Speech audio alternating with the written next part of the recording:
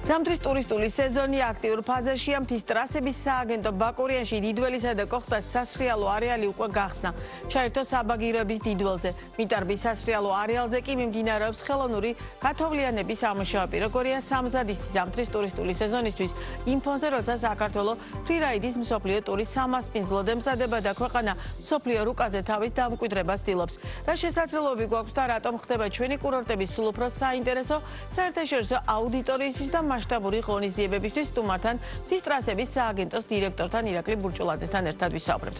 მოგესალმებით, ძალიან დიდი მადლობა გადაცემაში სტუმრობისთვის. ეს ის შემთხვევა, როცა თავამაც შემიძლია ვთქვა, რომ დღევანდელ თქვენ სტუმრობას განსაკუთრებული ინტერესი აქვს, მათ შორის ამ ტელევიზიის თანამშრომლობის მხრიდანაც იმ მარტივ მიზეზის გამო, რომ ყველას აინტერესებს, როგორი იქნება წელს-ზამთრის სეზონი, რამდენად მოწესრიგებულია თვითონ ტრასები, საბაგიროები და ასე შემდგომ. ამიტომ მარტივად რომ ავუხსნათ ყველას ზამთრის კურორტების მოყვარულებს, მე ჩამოვთვალე დაახლოებით სად რა გაიხსნა ამ წუთის მონაცემებით, რამდენად მზად ხართ აი ამ პროცესისთვის, სად რა სურათი გვაქვს და სად ფიქრობთ, რომ სიტუაცია კიდევ უფრო მეტად გასაუმჯობესებელი გაქვთ. დიდი მადლობა პირველ რიგში მოწვევისთვის, მივესალმები მაყურებლებს. ჩვენ ბაკურიანის გარკვეული არეალები გავხსენით, როგორიც არის კოხტას ქვედა პლატო და დიდველის გარკვეული საბაგიროების შესაბამისი ტრასებით.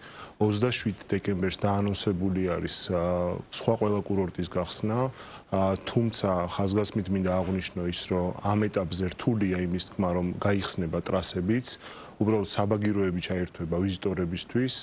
შესაბამისად ჩვენ მაქსიმალურად ვცდილობთ თუნდაც გათოვლიანების, ხელოვნური გათოვლიანების სისტემით, ასევე მოლოდინები მაღალი არის თოვლის მოსვლის კუთხით, რომ ყველა ტრასა, მაქსიმალური ტრასები უფრო სწორედ დავახვედროთ ვიზიტორებს, რომ ახალი წლის პერიოდში და შემდგომში შეძლონ ცრიალი. და მტკივნეულ ნაწილს შეეხეთ, რამდენად რთულია ასე დროს, როდესაც ამინდის ცვალებადობის პირობებში და ზამთრისთვის შესაბამისი ამინდი, ამ შემთხვევაში თოვლი არ არის ზამთრის კურორტებზე, აი ამის გათვალისწინებით დაგეგმვა, თუნდაც იგივე ტრასების გახსნას მიმართებაში და რადგან ახსენეთ, რომ შესაძლოა ჩაერთოს საბაგიროები, მაგრამ არ იყოს გახსნილი ტრასები, ეს თავიდან ბოლომდე ამინდია დამოკიდებული, ან პირობითად მაგალითად გაიხსნება რომელიმე ტრასის ნაწილი, თუ დაუშვათ ყველა ტრასა ერთად უნდა გაიხსნას. ამ შემთხვევაში პირობითად გუდაურს გულისხმობ თუნდაც. ამინდის პროგნოზირება, რა თქმა უნდა, ძალიან რთული არის, სინოპტიკოსებსაც კი უჭირთ ზუსტად ათვალონ ის ნალექი და ტემპერატურა რა არის მოსალოდნელი მომდევნო დღეებში, 1-2 დღით თუ ვაკეთებთ გათვლებს და შესაბამისად ამის მიხედვით შეიძლება დავიგეგმოთ, მობილიზაცია გავაკეთოთ. ძალიან დიდ როლს თამაშობს ხელოვნური გათოვლიანების სისტემა. ქვეყანამ რამოდენიმე წლის განმავლობაში საკმაოდ დიდი ინვესტიცია გააკეთა, ინტენსიურად გააკეთა ინვესტიციები იმისთვის, რომ ინფრასტრუქტურა მოეწყო ხელოვნური გათოვლიანების კუთხით, ეს იყო ტბები, თვითონ ხელოვნური გათოვლიანების უშუალოდ სისტემები და შემდგომშიც ანუ საკმაოდ დიდი პოტენციური მოლოდინებია იმისთვის, რომ ანუ გააგრძელებს ამაში ინვესტირებას და ფაქტობრივად აითვისებს კურორტებს, აითვისებს ძალიან ბევრ ტრასებს, ამ მიმართულებით ძალიან ბევრი გეგმები არის. ჩვენ გვანახა ზუსტად თუნდაც ლევანდელმა გამოცდილებამ, წინა წლების გამოცდილებამ თუ რამდენად მნიშვნელოვანი არის ხელოვნური გათოვლიანების სისტემები, იმიტომ რომ ფაქტობრივად არაპროგნოზირებადი არის და ბოლო რამოდენიმე წლის დიდ გამოწვევად რჩება ის, რომ ანუ კლიმატი არასტაბილურია. კი ბატონო, ხელოვნური გათოვლიანების არსებული სისტემები რის საშუალებას გაძლევთ ამ მოცემულობით დაუშვათ რამდენად საინტერესო იქნება კვლავაც სრიალის მოყვარულებისთვის და რეალურად ამ მიმართულებით, ზამთრის ტურიზმის მიმართულებით ამ ნაწილით ეს მიმართულება სწორედ საინტერესო იმის გათვალისწინებით არის, რომ დაუშვათ სრიალი საშუალება აქვთ და მსვენებლებს. სწორედ ამიტომ ვკითხულობთ, დღეს თუ ამინდმა არ შეგიწყოთ ხელი, ამინდმა შემთხვევაში თოვლმა, არსებული მაჩვენებლებით, რაც გვაქვს, აქ როგორი სურათი გვექნება? ამინდი ასევე მნიშვნელოვანი არის ხელოვნური გათოვლიანების სისტემის ფუნქციონირებისთვის, იმიტომ რომ თუ ტემპერატურა არ იქნა და ეს არის დაბალი ტემპერატურა, შესაბამისად ხელოვნური გათოვლიანების სისტემა ფიზიკურად ვერ იმუშავებს, ამიტომ ჩვენ გვჭირდება დაბალი ყინვები იმისთვის, რომ მივახციოთ იმ შედეგებს, რაც გვაქვს დაგეგმილი ტრასების გათოვლიანების და დაფარვის კუთხით. ბაკურიანში საკმაოდ დიდი შედეგი გამოიღო და ამას ვხედავთ უკვე მესამე სეზონია. ჩვენ პირველად ბაკურიანის მსოფლიო ჩემპიონატი ჩავატარეთ ხელოვნური გათვალიანების ანუ ასე ვთქვათ ხელოვნურ თოვლზე შესაბამისად მას შემდეგ სეზონები იყო იდეალური, იმიტომ რომ თუნდაც ბუნებრივი თოვლის ნაკლებობის ხარჯზე ჩვენ მაინც შევძელით და ხელოვნურად გავათოვლიანეთ და ეს ყველასთვის კომფორტი არის რა აბსოლუტურად, იმიტომ რომ სეზონი გაქვს, სეზონი მიმდინარეობს იმის მიუხედავად, რომ ბუნებრივი თოვლი არ მოდის. კი ბატონო, რაც შეეხება თვითონ საბაგიროების მდგომარეობას უსაფრთხოების ნაწილში, აქ როგორი სურათი გვაქვს წინასწარ მოწმდება, შემოწმდა და ამ ნაწილში რას უნდა ელოდეს დაუშვათ დამსვენებელი? საბაგიროების კუთხით ყოველთვის სეზონის, როდესაც სეზონი მთავრდება ზამთრის სეზონი ან ზაფხულის სეზონი, ჩვენ ციკლურად გვაქვს ის ნაწილი, რომ ანუ საბაგიროების ინსპექტირება მოხდეს, გეგმიური ინსპექტირება მოხდეს, შესაბამისად გეგმიური და არაგეგმიური სარემონტო სამუშაოები მოხდეს, ამის შემდეგ გადატრეინინგდეს ზუსტად ჩვენი თანამშრომლები, ტექნიკური თანამშრომლები, ოპერატორები, ის ვინც საბაგიროს მართავს უშუალოდ და ჩვენ ამისთვის წლიდან წლამდე საკმაოდ ძალისხმევას დევს ჩვენი გუნდი მაქსიმალურს აკეთებს, რომ ეფექტურად შეძლონ და ყველანაირი უსაფრთხოების ნორმის დაცვის შეძლო საბაგირო ფუნქციონირება. კი ბატონო, თვითონ ზამთრის კურორტები, საქართველოში არსებული ზამთრის კურორტები, ბაკურიანი, გუდაური, გოდერძი, რა ზია გათვლილი, ვის ზია გათვლილი უფრო ზუსტად, ასე ვიკითხავ და რამდენად გაქვთ მოლოდინი, რომ წელსაც ის აქტიურად იქნება დატვირთული და რომელ კურორტს რა რეალური პერსპექტივა აქვს, მათ შორის უცხოელი ვიზიტორების მხრიდანაც? დიახ, შემიძლია აღვნიშნო, რომ ჩვენი კურორტები საკმაოდ დივერსიფიცირებული არის თავის სეგმენტის კუთხით. აბსოლუტურად სხვადასხვა ინტერესები არის კურორტებზე. მაგალითად, ბაკურიანი არის ბევრად უფრო ოჯახური ტურიზმის ტიპზე გათვლილი კურორტი. გოდერძი და სვანეთი არის შერეული, მესტია.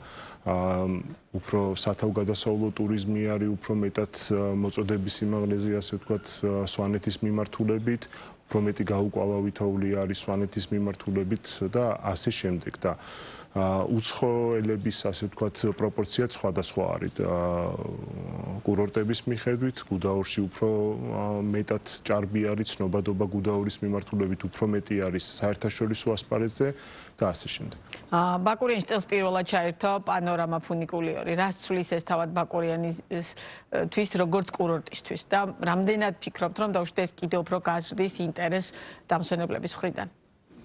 საკმაოდ კარგი ატრაქციაა, მე ვიტყოდი, მიმზიდველი არის ჩვენი ტურისტებისთვის, იმიტომ რომ დაახლოებით 2700 მეტრზე აქვს შესაძლებლობა, რომ ვიზიტორებს ავიდნენ, დათმენ შესანიშნავი ხედები 360 გრადუსით და მე ვფიქრობ, რომ მოთხოვნა საკმაოდ დიდი იქნება, გასულ წლებში იყო ამასთან დაკავშირებით მოთხოვნა, თუმცა რამოდენიმე წელი არ ოპერირებდა და წელს პირველად ზამთარში შევხვდებით პანორამა. ანუ ეს ერთგვარი სიახლე იქნება ბაკურიანის მიმართულებით. კი ბატონო. თვითონ რეალურად ეს 4-ვე კურორტი რამდენად გამართულია ინფრასტრუქტურული თვალსაზრისით, ბუნებრივი ახლა გზების ნაწილს თქვენ არ ხართ პასუხისმგებელი უწყება, თუმცა იმისთვის რომ პირობითად გორძემდე მოვიდე, მარტივ მოსასვლელი ყოველ შემთხვევაში ამ დრომდე არ იყო, ახლა არ ვიცი ბოლო რამდენიმე თვეში რა შეიცვალა. აი ამის გათვალისწინებით ვკითხულობ, თვითონ ინფრასტრუქტურა, მისასვლელი კურორტებამდე მისასვლელი გზები რამდენად გიწყობთ ხელს, რომ მაქსიმალური დატვირთვით იმუშაოს კურორტებმა?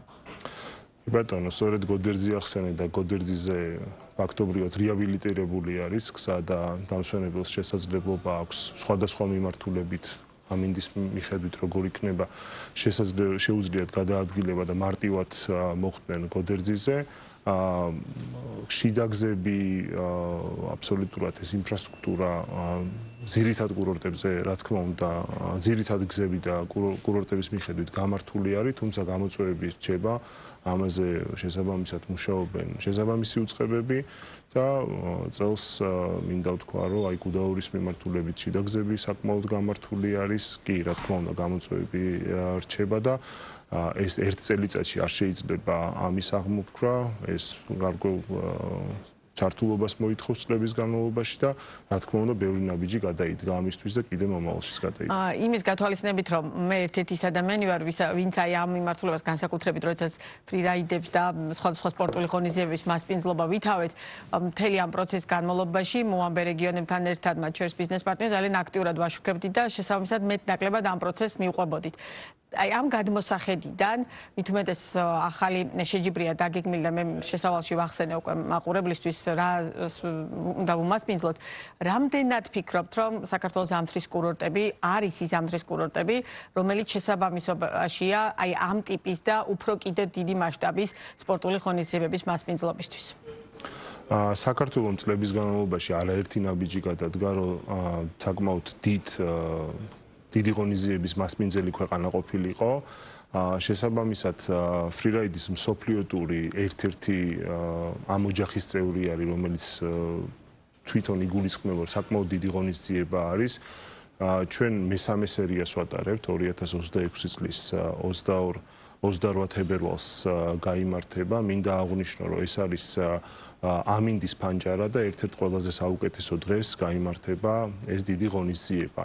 თვითონ რაც შეეხება ფრირაიდს World Tours, ასევე მსოფლიო ტურს, ასევე ხაზი მინდა გაუსვა იმ ნაწილს, რომ ეს არის გაუკვალო თოლში სრიალი და მსოფლიოს წამყვანი ათლეტები, რაიდერები ჩართულები არიან.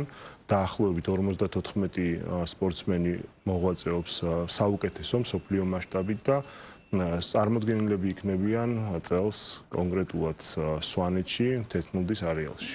თვითონ მათი მოლოდინები როგორია და დაუშვათ რატომ შეარჩიეს პირობითად ამ შემთხვევაში საქართველო და სვანეთი, ანუ წინა გამოცდილება საკმაოდ დადებითი იყო?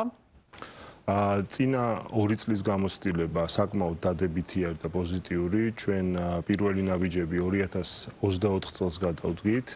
მინდა ვთქვა, რომ ასევე ერთი წელი არის დარჩენილი, ანუ ჯამში 4 წლიანი კონტრაქტი გვაქვს ფრირაიდის მსოფლიო ტურთან და ვფიქრობ, რომ მზაობა საერთაშორისო დელეგატების და ორგანიზატორების მხრიდან საკმაოდ მაღალია, რომ მუდმივად გაგრძელდეს აღნიშნული ჩემპიონატი. კი ბატონო, პოპულარიზაცია ამ კურორტების რას ვაკეთებთ ამ ნაწილში? მთლიანობაში ყველა კურორტზე მაქვს საუბარი და რამდენად რა ტიპის გამოწვევებია, რომელთა გადაჭრასაც ამ შემთხვევაში თქვენ როგორც ის კურორტების აგენტოს ხელმძღვანელი ისურვებდით, რომ რეალურად კიდევ უფრო მეტი პოტენციალი მივცეთ ზამთრის კურორტებს, იმიტომ რომ მიუხედავად ამბიციისა, რომ ვიყოთ 4 სეზონის ქვეყანა, ჯერ ჩვენ მაინც ტურისტული თვალსაზრისით უფრო ზაფხულზე გვაქვს ხოლმე აქცენტი ძირითადად. აი, რამდენად გვაქვს რეალურად ამ ნაწილში პოტენციალი? პოტენციალი საკმაოდ დიდი არის, სწორედ ანუ ამის მაგალითი არის ის, რომ წლების განმავლობაში იზრდება ანუ ნაკადების რაოდენობა ზამთრის სეზონზე. ჩვენ დინამიკაში უყურებთ, რომ მზარდია, წინა წელს მაგალითად 20%-იანი ზრდა ჰქონდა გასულ წელთან შედარებით და ვიმედოვნებთ წელსაც გაუმჯობესდება ეს სტატისტიკა, იმის მიუხედავად, რომ თოვლი არ გვაქვს, ბუნებრივი თოვლი.